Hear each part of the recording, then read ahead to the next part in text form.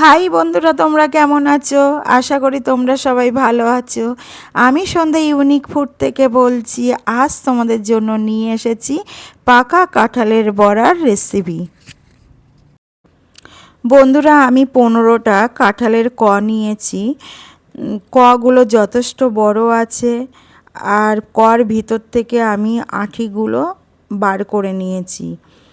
নিয়ে আমি এই কাঁঠালের কগুলো আমি মিক্সচার করে নেব।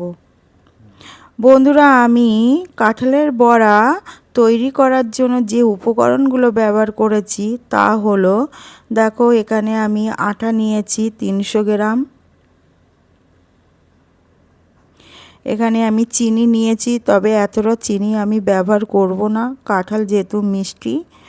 সুজি নিয়েছি, আর কালো জিরে নিয়েছি 1 চামচের মতন।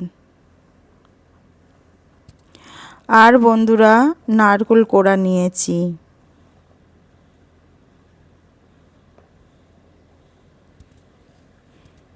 এই দেখো বন্ধুরা, আমি কাঁঠালের আঁঠিগুলো কেমন করে বার করে নিয়েছি। এইভাবে কাঁঠালের আঁঠিগুলো প্রতিটা থেকে বার করে নেব।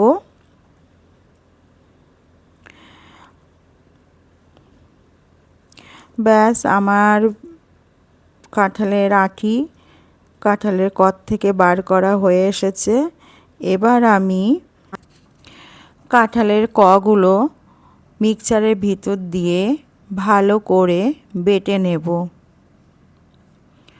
দেখো বন্ধুরা, আমি এবার এই কাঁঠালের কগুলো মিক্সচারের ভিতরে দিয়ে দিয়েছি।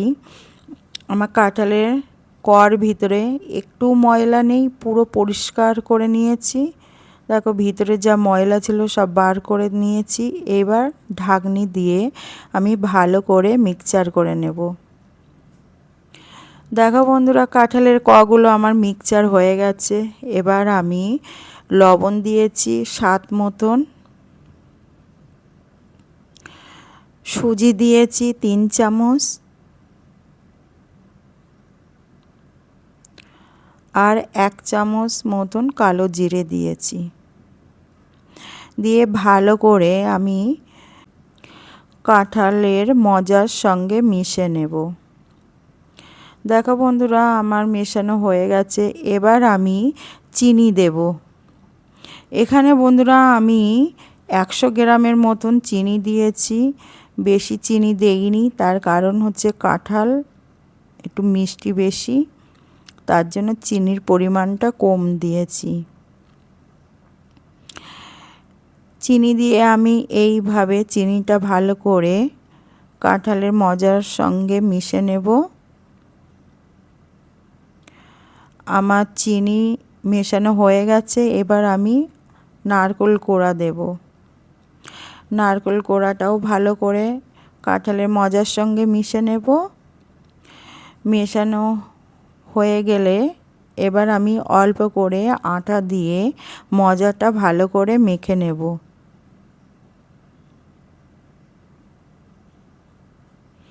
দেখো বন্ধুরা, আমি প্রথমে অল্প আটা দিয়েছি।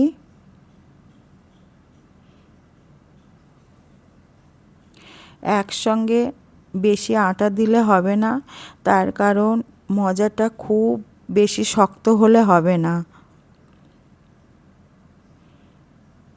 দেখো বন্ধুরা, আর একটু আটা লাগবে। বাকি যেটুকু আটা ছিল সেটা আমি দিয়ে দেবো।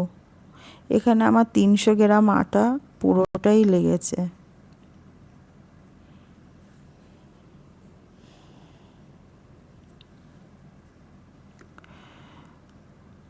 দেখো বন্ধুরা, আমার কাঁঠালের মজা পুরো মাখা হয়ে গেছে। এবার আমি 5 থেকে 10 মিনিট মতন রেখে দেব।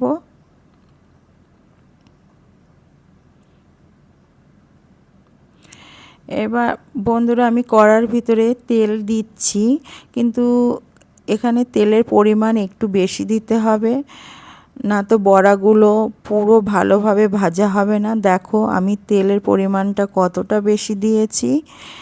এতটা তেলের মধ্যে দিয়ে বড়া ভেজে নিতে হবে। দেখো বন্ধুরা, বড়াগুলো কেমন করে আমি কেটে দিচ্ছি। একটা বড়া আর একটা বড়ার গায়ে লাগতে দিচ্ছি না, তবে জোড়া লেগে যাবে। একটু ফাঁকা ফাঁকা করে কাটতে হবে।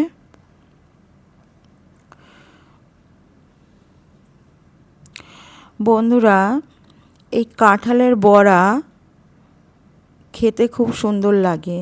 তোমরা যারা এখনও বাড়িতে বানিয়ে খাওনি, তারা অন্তত আমার এই রেসিপিটা একবার ফলো করে এইভাবে বানিয়ে বাড়িতে একবার তৈরি করো, দেখবে কত সুন্দর লাগে খেতে। আমরা সবাই তালের বড়া খেয়েছি, কিন্তু এই কাঁঠালের বড়া একবার খেলে তোমার তালের বড়ার থেকেও ভালো লাগবে। বন্ধুরা, আমি যখন তেলের ভিতরে বড়া দিচ্ছি তখন আমি গ্যাসের ফ্লেমটা লোতে রেখে দিয়েছি।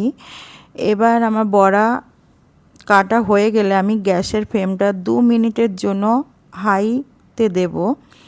তারপরে 2 মিনিট হয়ে গেলে বড়াটা একটু নাড়াচাড়া করে নিয়ে আমি লোতে 8 মিনিট মতন রেখে ভেজে নেব। দেখো বন্ধুরা, আমার বড়া ভাজা হয়ে গেছে, আর বড়ার ভিতরটাও ভালোভাবে হয়ে গেছে। তার কারণ আমি হাইতে বড়াগুলো দিয়েছি, বড়াটা যাতে ভালো করে ফোলে, আর লোতে রাখলে বড়ার ভিতরটা যাতে ভালো করে হয়, যাতে ভিতরটা কাঁচা না থাকে। তার জন্য আমি 2 মিনিট প্রথমে হাইতে দিয়েছি, তারপরে 8 মিনিট মতো লোতে রেখে দিয়েছি। দেখো বন্ধুরা, বাকিগুলো আমি একইভাবে তেলের ভিতরে কেটে দিয়ে ভেজে নেব।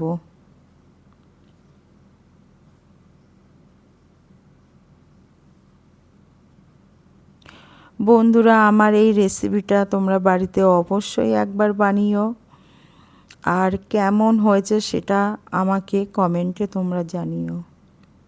আর আমার এই ভিডিওটা তোমরা অবশ্যই প্রথম থেকে শেষ অবধি দেখো।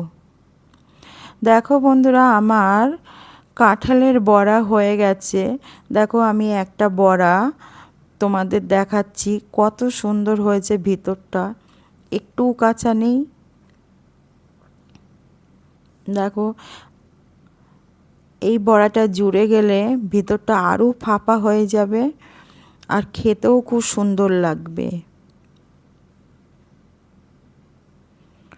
বন্ধুরা, আমার এই রেসিপিটা তোমাদের যদি ভালো লাগে, তোমরা আমার এই ভিডিওটা সবার মধ্যে শেয়ার করে দিও। আর যারা এখনও আমার চ্যানেলটা সাবস্ক্রাইব করোনি, তারা অবশ্যই আমার চ্যানেলটা সাবস্ক্রাইব করো, আর একটা লাইক দিয়ে তোমরা সবাই আমার পাশে থেকো। বন্ধুরা, কাল আবার তোমাদের সঙ্গে দেখা হবে নতুন একটা রেসিপি নিয়ে। তোমরা সবাই ভালো থেকো, আনন্দে থেকো, হাসি খুশিতে থেকো, আর সবাই নিজের পরিবারের দিকে খেয়াল রেখো।